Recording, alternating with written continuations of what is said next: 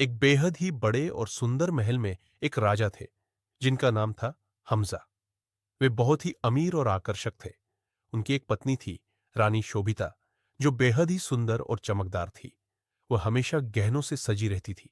उसमें ऐसी चमक थी जो उसे और भी सुंदर बना देती थी। शोभिता की आंखें बहुत सुंदर थीं और उसका चमकता चेहरा बेहद ही विचित्र और मनमोहक था।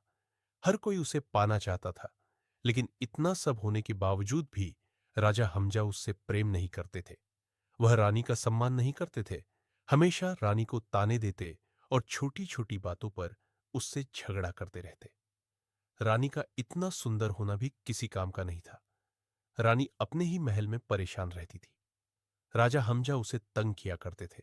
उनके बीच कभी नजदीकियां नहीं बन पाई और न ही कोई उभरा हुआ प्यार। दोनों में हमेशा झगड़े ही रहा करते थे। महल में एक लड़का काम करता था जिसका नाम था हाकिम। हाकिम इतना सुंदर था कि कोई भी उसे उस महल का नौकर न कह पाता। उसका मासूम चेहरा किसी को भी उसका दीवाना बना दे।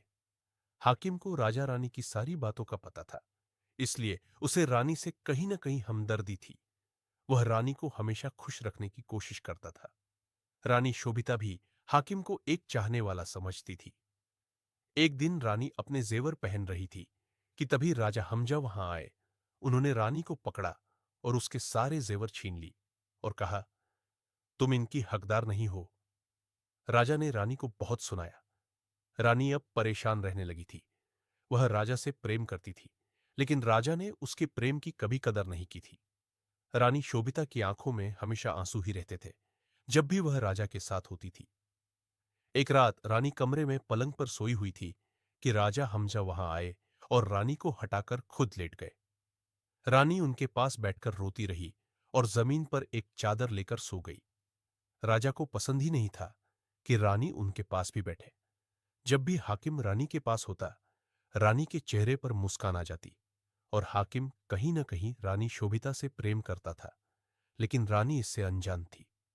एक दिन राजा हमजा बाजार में घोड़े पर घूम रहे थे कि उनकी नजर एक सुंदर युवती पर पड़ी। राजा उसे देखते रहे। दोनों में बातें हुईं। उसका नाम था कावेरी। राजा उससे आकर्षित हो गए और कुछ ही समय बाद दोनों ने अकेले में विवाह कर लिया। राजा हमजा कावेरी को महल लाए।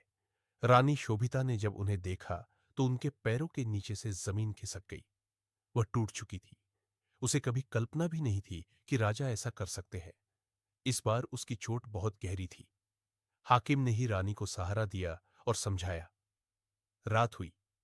रानी अपने कमरे में लेटी थी कि अचानक राजा अपनी नई पत्नी कावेरी के साथ आए और रानी का अपमान करने लगे। रानी को बहुत शर्मिंदगी हुई। राजा उससे बिल्कुल सम्मान के साथ बात नहीं कर रहे थे। उन्होंने रानी शोभिता को धक्के देकर कमरे से बाहर निकाल दिया। रानी शोभिता रोते रोते बाहर आई और एक कमरे के पास जाकर पहुंची। उसने दरवाजा खटखटाया। हाकिम ने दरवाजा खोला और रानी की रोती हालत देखकर सब समझ गया। उसने रानी को अपने पास ही रख लिया। रानी का दिल दिन प्रतिदिन टूट रहा था। बस हाकिम था जो उसे टूटने नहीं दे रहा था। वहीं दूसरी ओर राजा अपनी नई पत्नी कावेरी के साथ बहुत खुश थे। कावेरी ही राजा की दुनिया बन चुकी थी। अगले दिन रानी की नींद खुली तो उसने देखा कि हाकिम ने अपने हाथों से नाश्ता बनाकर उसे देने के लिए लाया है। रानी उसके इस प्रेम को देखती रह गई। उसने अपने हाथों से रानी को नाश्ता खिलाया। अब रानी के मन में भी हाकिम के लिए लगाव पैदा होने लगा था। हाकिम पहले से ही रानी को पसंद करता था। दोनों एक दूसरे के करीब आने लगे और एक दूसरे से प्रेम कर बैठे। रानी की मुस्कान अब वापस आने लगी थी। एक दिन राजा ने दोनों को साथ देख लिया। राजा उन दोनों के पास गए और अचानक राजा हमजा अपनी रानी के सामने रो पड़े। रानी चौंक गई और उनसे पूछा, क्या हुआ? तभी राजा ने बताया कि कावेरी एक चोर थी। राजा के सोते ही उसने सारा सोना, हीरे, जवाहरात चुरा लिए और महल से भाग गई। किसी को कुछ पता नहीं चला। राजा का दिल टूट चुका था। उन्होंने रानी से हाथ जोड़कर माफी मांगी और अपनी गलती का एहसास किया। रानी ने हाकिम के सामने ही राजा को सहारा दिया और उन्हें माफ कर दिया। हाकिम रानी को देख रहा था, पर रानी अपने राजा के सामने हाकिम को भूल चुकी थी। जबकि हाकिम ही था जो हर बार रानी को टूटने से बचाता रहा। राजा ने पहली बार हाकिम को सम्मान दिया और उसका शुक्रिया अदा किया।